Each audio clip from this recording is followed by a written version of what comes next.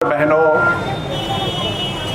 छपरा नगर के वासियों, आप हर साल इस दृश्य को आज की तारीख में देखते हैं। पिछले 2 साल जो कोविड की वजह से कोई भी कार्यक्रम नहीं हो पाया, तो पिछले 2 साल को छोड़ के जिन लोगों को पुरानी याद होगी और सबको याद होगा कि हर साल आप देखते हैं और बहुत से लोग जानते होंगे कि क्या हो रहा है। बहुत से लोगों को जानने की उत्सुकता होगी कि आखिर ये क्या हो रहा है, किस चीज़ की ये लोग याद बना रहे हैं, कि क्या कर रहे हैं। तो मैं आपको बहुत संक्षेप में समझाऊंगा। 10 मिनट से 15 मिनट मुश्किल से, उससे ज़्यादा का समय ना, उससे ज़्यादा समय ना लिया जा सकता, ना आपके पास समय है कि आप दे पाएँ।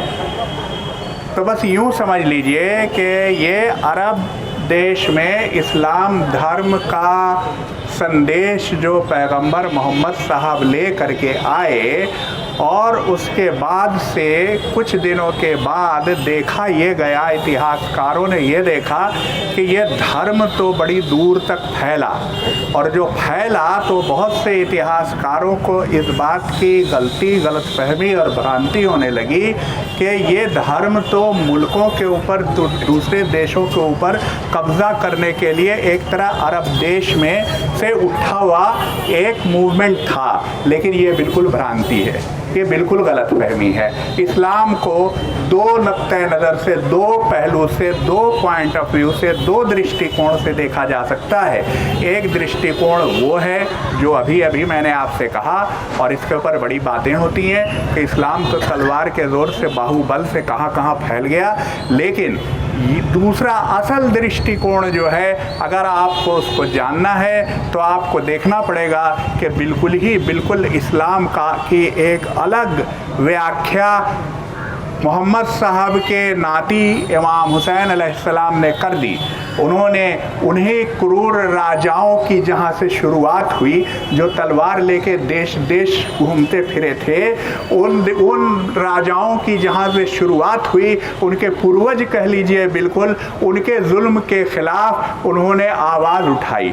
और आवाज़ क्या उठाई कि उनमें का एक राजा था यजीद। आज का जो देश है सीरिया, जिसका असल अरबी में नाम शाम है, इंग्लिश में उसको सीरिया कहते हैं, तो सीरिया में उसका राजपाट जब हुआ तो उसको ये भय लगा कि हम जो कर रहे हैं वो इस्लाम धर्म तो है नहीं, कर रहे हैं इस्लाम धर्म के नाम पर, शक्ति हम उसी से ले रहे हैं, ये कह के कि हम इस्लाम की बढ़ोतरी दे रहे हैं, हम मोहम्मद साहब के पैगाम को लोगों को ये कह के बेवकूफ़ बना रहे हैं। लेकिन मोहम्मद साहब के नाती तो अभी मौजूद है, जिंदा हैं।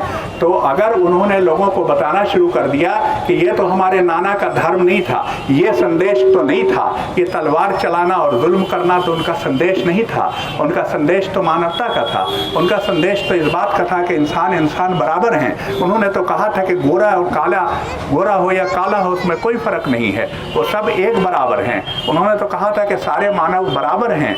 तो फिर अगर मोहम्मद साहब के नाती हुसैन ने ये बात खुल के कही, तब तो मेरा राजपाट पड़ जाएगा शायद।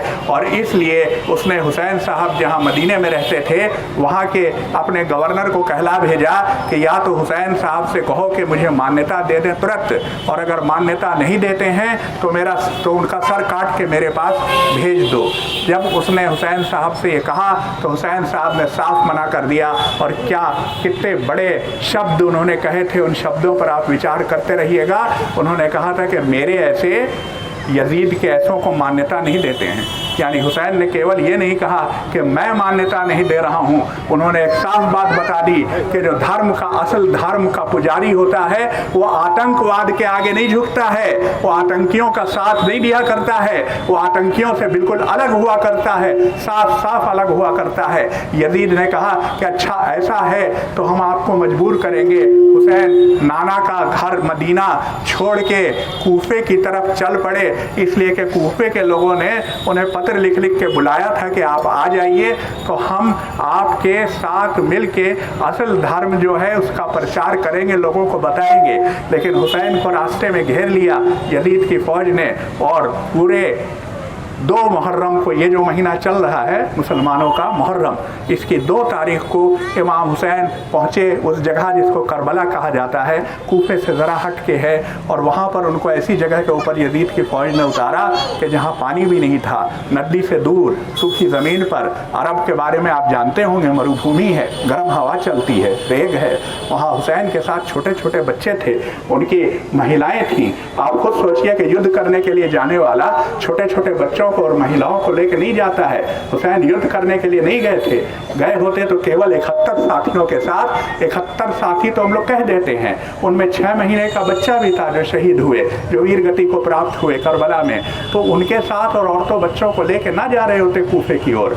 तो जब उनको घेर के वहाँ उतार दिया गया और उनके ऊपर ये 2 तारीख से आज की तारीख 10 तारीख है, 10 तारीख तक बराबर ये प्रेशर बनाता रहा यजीद का सेनापति कि आप मान्यता दे दें, नहीं देंगे तो हम आपके बच्चों को भी मार डालेंगे, आपको भी मार डालेंगे। क्या कहना हुसैन का कि आतंक का साथ देने कतई तैयार नहीं हुए, आतंक के आगे झुकने बिल्कुल भी राजी नहीं हुए। उन्होंने कहा हाँ, तुम मुझे मार तो सकते हो, मेरे बच्चों को भी मार सकते हो, मेरी औरतों को, मेरे घर को कैदी भी बना सकते हो, मेरे घर में आग भी लगा सकते हो, ये सब कुछ कर सकते हो, मगर तुम मुझसे मान्यता नहीं ले सकते। मोहम्मद साहब का धर्म आतंक नहीं था कि मैं किसी आतंकी के हाथ में हाथ डाल के कह दूं कि तू जो धर्म चला रहा है वही मोहम्मद साहब का धर्म था। इसीलिए आप देखेंगे कि आज हम कुछ लोग, थोड़े से लोग हुसैन का नाम लेते हुए उठते हैं, क्योंकि 10 तारीख को हुसैन की पूरे जो उनके झुरमुट जो उनके साथी थे उन सब के साथ उन सब को शहीद कर दिया गया, वो वीर गति को प्राप्त हुए। हाँ, ये सच है कि उन्होंने तलवार चलाई थी, मगर 30,000 की सेना के विरुद्ध 70 लोगों ने तलवार चलाई थी। वो तलवार अपने बचाव में या यूं कहिए कि डिफेंस में चलाई थी, और डिफेंस में तलवार चलाना ज़रूरी है, डिफेंस करना ज़रूरी है आतंक से। अगर मान लीजिए कि अगर भगवान न करे यहाँ आतंकी आ जाएं और हमें घेर लें और उसके बाद से अगर वो हमारे ऊपर हमको दबाने की कोशिश करें और हमारे ऊपर गोलियां चलाना शुरू करें, तो ये हमारा फ़र्ज होगा कि हम किसी भी तरह उनके हाथ से बंदूक छीनें, उनको रोकें। अगर हम ऐसा नहीं करते हैं तो हम खुद उनका साथ दे रहे होंगे। तो इस हद तक 71 लोगों ने 30,000 की सेना के विरुद्ध तलवार चलाई। कितनी देर तक चल सकती थी? यही समय था कि जब आखिर खुद हुसैन शहीद हो गए, खुद हुसैन घोड़े से गिरे, और उस वक्त भी जो उनका सर काटने के लिए जो जालिम बढ़ा, उसने कहा हुसैन अब भी मान्यता दे दो। हुसैन ने कहा नहीं, तू मेरा सर काट सकता है काट ले, मैं आतंक को मान्यता देने तैयार नहीं हूँ।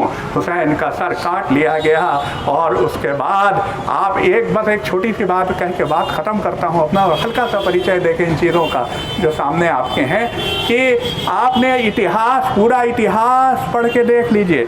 लोग गुणगान किसी भी युद्ध के बाद उसका करते हैं जो युद्ध में जाहिर विजयी होता है, जिसकी सेनाएं पता चलता है जीत गई, उसका गुणगान करते हैं। जो मारा जाता है, जो ख़त्म हो जाता है, उसको तो लोग कहते हैं ये पराजित हो गया।